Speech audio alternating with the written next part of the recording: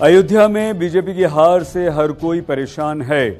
यहां 500 वर्षों के संघर्ष के बाद राम मंदिर बनकर तैयार हुआ। 4 महीने पहले रामलला की प्राण प्रतिष्ठा हुई। बीजेपी ने इसे खूब भुनाया। बावजूद इसके बीजेपी के हिंदुत्व की प्रयोगशाला अयोध्या में फेल हो गई। बीजेपी धराशायी होगी। आखिर ऐसा क्यों हुआ?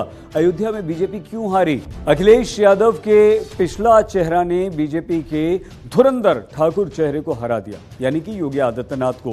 क्या ये जातीय समीकरणों का चमत्कार है अयोध्या में, या फिर लोगों को कम मुआवजे का विकास अयोध्या में रास नहीं आया? बीजेपी से वो नाराज हो गए। फैजाबाद यानी कि अयोध्या सीट की हार ने दिल्ली से लेकर लखनऊ तक और बीजेपी से लेकर संघ परिवार तक को सभी को सदमे में डाल दिया। देश ही नहीं बल्कि दुनिया भर में अगर बीजेपी की किसी एक सीट के हारने की चर्चा हो रही है इस समय सबसे अधिक, और वो सीट सुर्खियों में है, तो वो अयोध्या है। वही अयोध्या जो बीजेपी के हिंदुत्व की विचारधारा के मूल में है, जिस अयोध्या में 22 जनवरी को नए राम मंदिर में प्राण प्रतिष्ठा के बाद देश भर में 2024 के चुनाव की शुरुआत हुई। बीजेपी वही अयोध्या हार गई है।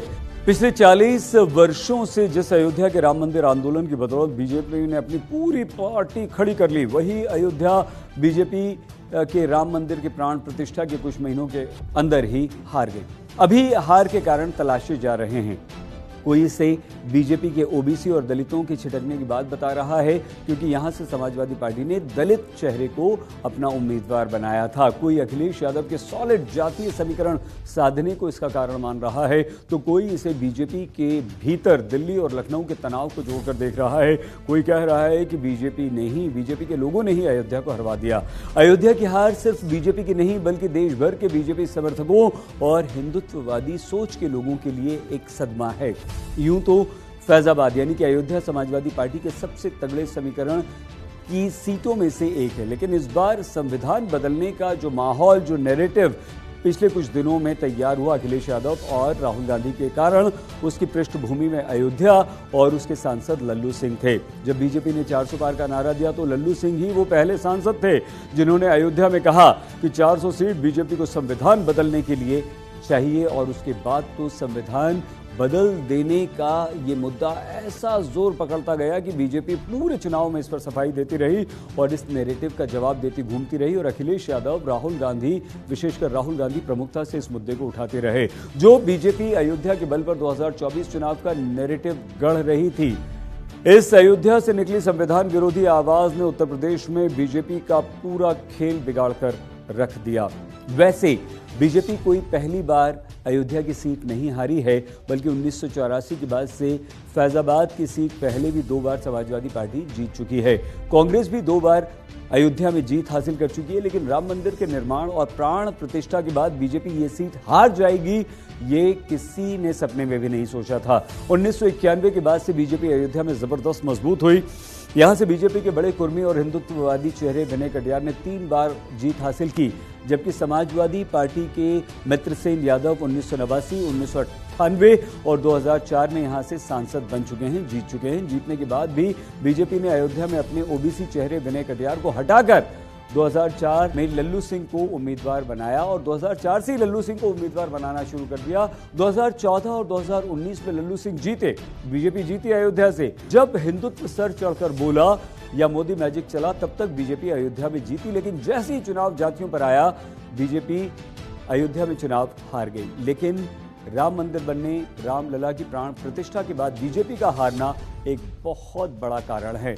समाजवादी पार्टी के अवधेश प्रसाद, जो कि दलित चेहरा हैं, उन्होंने यहां पर समाजवादी पार्टी को जीत दिलवाई। अयोध्या हार का सबसे बड़ा कारण यहां का जातीय समीकरण बना है।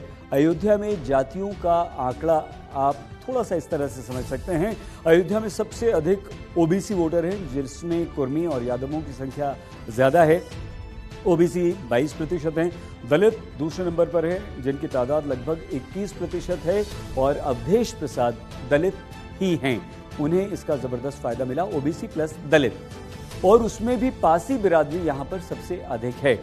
जिस तबके से सपा के जीते हुए उम्मीदवार अवधेश प्रताप आते हैं, इसके अलावा मुसलमान भी लगभग 18% यहां पर हैं अयोध्या में। तो ये तीनों मिलकर ओबीसी, दलित और मुसलमान हो जाते हैं 50%। और इस बार ओबीसी वोटरों का एक साथ आ जाना, मतलब ओबीसी वोटर सारे बीजेपी से छिटक कर समाजवादी पार्टी की तरफ आ गए। इसके अलावा दलित वोटरों का इस सामान्य सीट पर दलित कैंडिडेट को जिताने का जुनून और मुस्लिम यादव यानी कि एमवाई फैक्टर एक मुश्त समाजवादी पार्टी का समर्थन बीजेपी की हार का एक बड़ा कारण यहां पर बना है। इसके अलावा अयोध्या के विकास में लोगों की जमीनों का अधिग्रहण और सरकार द्वारा मन अनुसार मुआवजा न मिलना नाराजगी का एक बहुत बड़ा कारण बना है। मतलब जब अयोध्या में राम मंदिर बनना शुरू हुआ तो वहां पर लोगों की जमीनों का अधिग्रहण किया गया। इससे लोग बड़े नाराज हुए, लोगों के घर तोड़े गए। क्यों? क्योंकि सौंदर्यीकरण करना था लेकिन मुआवजा उतना नहीं मिला, गरीबों का नुकसान हुआ। अयोध्या में लोगों के बीच एक चर्चा ये भी रही कि अयोध्या में अगर राम मंदिर बना, अयोध्या शहर का विकास हो रहा है तो इसका फायदा अयोध्या के सुदूर गांव वालों को बिल्कुल नहीं मिल रहा है, बल्कि बाहर से आने वाले, बिजनेस करने वाले, धनाढ्य पैसे वाले लोगों को यहां पर फायदा मिल रहा है। वो होटल्स बना रहे हैं, अपने रेस्टोरेंट्स खोल रहे हैं, अपना ट्रांसपोर्ट कंपनीज चला रहे हैं, उसका फायदा मिल रहा है। अयोध्या वासियों को इसका फायदा नहीं मिल रहा, जबकि अयोध्या के लोगों को बड़े बड़े प्रोजेक्ट्स में अपनी जमीन गंवानी पड़ गई। बीजेपी सिर्फ अयोध्या ही नहीं हारी बल्कि अयोध्या से सटी हुई सारी सीटें भी हार गई हैं, जैसे बस्ती, अंबेडकर नगर और बाराबंकी सीटें भी बीजेपी हार गई। पूरे तरीके से अगर जातीय गोलबंदी ने बीजेपी को अयोध्या में धराशायी किया है, ऐसा समझ में आता है। तो अयोध्या की हार को सिर्फ बीजेपी की हार नहीं बल्कि हिंदुत्व के उनके पूरे नैरेटिव की हार के तौर पर देखा जा रहा है। जिस अयोध्या में विपक्ष के राम मंदिर बन जाने का मुद्दा बीजेपी ने अखिलेश यादव और गांधी परिवार राहुल गांधी के विरुद्ध बनाया था, विरोध में बनाया था, अब विपक्ष अयोध्या की हार को प्रधानमंत्री नरेंद्र मोदी और आरएसएस की हार तक बता रहा है।